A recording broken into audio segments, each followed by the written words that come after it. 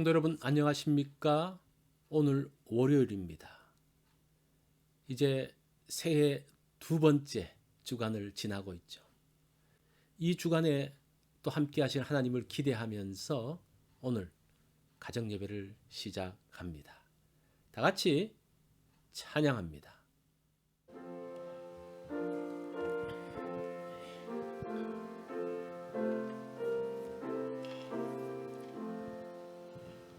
내 주 되신 주를 참 사랑하고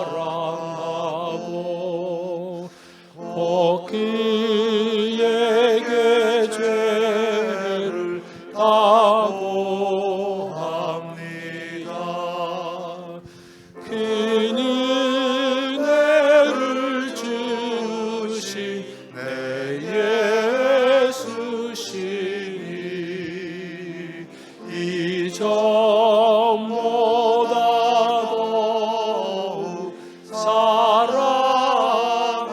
사랑합니다. 주 날 사랑하사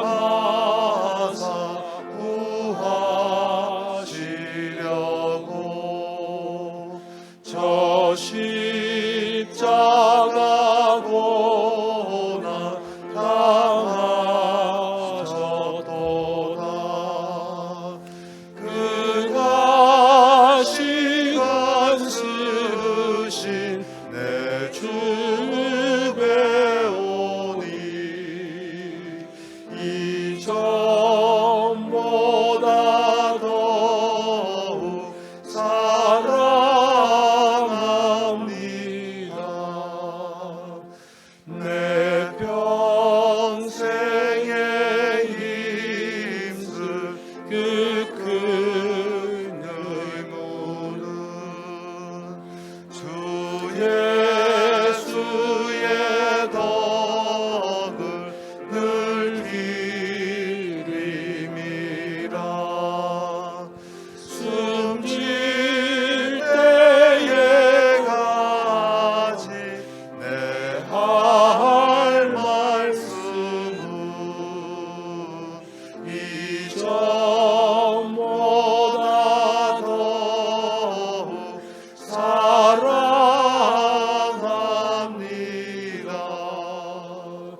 그 영광의 나라 나 들어가서 그 풍성한 은혜 늘 감사하리. 그 멸류관 쓰고 나 찬송할 말 이전보다 더욱 사랑합니다. 오늘 본문은 민수기 5장 11절로 19절의 말씀입니다. 우리 말씀 한 절씩 교독합니다. 여호와께서 모세에게 말씀하여 이르시되 이스라엘 자손에게 말하여 그들에게 이르라. 만일 어떤 사람의 아내가 탈선하여 남편에게 신의를 저버렸고 한 남자가 그 여자와 동침하였으나 그의 남편의 눈에 숨겨 드러나지 아니하였고 그 여자의 더러워진 일에 증인도 없고 그가 잡히지도 아니하였어도 그 남편이 의심이 생겨 그 아내를 의심하였는데 그의 아내가 더럽혀졌거나 또는 그 남편이 의심이 생겨 그 아내를 의심하였으나 그 아내가 더럽혀지지 아니하였든지 그의 아내를 데리고 제사장에게로 가서 그를 위하여 보릿가루 10분의 1 에바를 헌물로 드리되 그것에 기름도 붓지 말고 유향도 두지 말라. 이는 의심의 소재요 죄악을 기억나게 하는 기억의 소재라. 제사장은 그 여인을 가까이 오게 하여 여호와 앞에 세우고 토기에 거룩한 물을 담고 성막 바닥에 티끌을 취하여 물에 넣고 여인을 여호와 앞에 세우고 그의 머리를 풀게 하고 기억나게 하는 소재물 곧 의심의 소재물을 그의 두 손에 두고 제사장은 저주가 되게 할 쓴 물을 자기 손에 들고 여인에게 맹세하게 하여 그에게 이르기를 내가 내 남편을 두고 탈선하여 다른 남자와 동침하여 더럽힌 일이 없으면 저주가 되게 하는 이 쓴물의 해독을 면하니라. 아멘. 자, 오늘 말씀의 제목은 가정을 지키는 소재입니다. 사람을 믿지 못하면 더 많은 것을 의심하게 됩니다. 그래서 의심은 더 큰 의심을 만들어냅니다. 특히 부부간의 의심은 병으로 발전합니다. 의처증, 의부증은 정신병으로까지 이어집니다. 이렇게 되면 가정생활에 문제가 생기죠. 14절 말씀을 보면 그 남편이 의심이 생겨 그 아내를 의심하였는데 그의 아내가 더럽혀졌거나 또는 그 남편이 의심이 생겨 그 아내를 의심하였으나 그 아내가 더럽혀지지 아니하였거든. 남편이 아내를 의심하고 있습니다. 구체적인 증거가 있는 것은 아닙니다. 그렇지만 계속 의심이 됩니다. 일단 의심하면 어떤 말을 해도 믿지 못합니다. 이런 부부는 제사장에게 가서 의심의 소재를 드립니다. 의심의 소재는 향기가 없는 제사입니다. 그래서 기름과 유향을 사용하지 않습니다. 16절로 17절 말씀을 보십시오. 제사장은 그 여인을 가까이 오게 하여 여호와 앞에 세우고 토기에 거룩한 물을 담고 성막 바닥에 티끌을 취하여 물에 넣고 제사장은 여인을 여호와 앞에 세웁니다. 토기에다가 거룩한 물을 담고 성막 바닥에 있는 티끌을 그 물에 넣습니다. 여인은 머리를 풀고 의심의 소재물을 듭니다.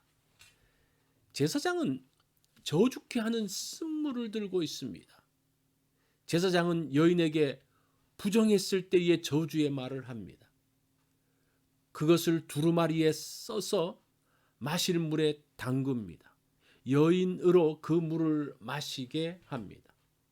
만약 여인이 부정한 일이 있었다면 이것은 근심과 저주의 물이 되어서 배가 붓고 넓적다리가 말라지고 임신도 하지 못합니다. 이로 인해서 여인은 저주거리가 될 것입니다.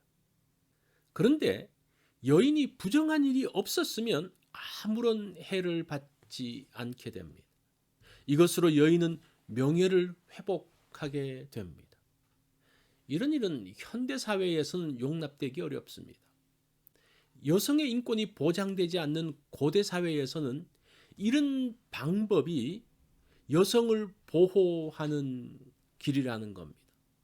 의심의 소재를 통하여 남편이 아내를 신뢰하게 되어지고 그로 인해 부부 사이의 신뢰를 회복할 수 있게 됩니다.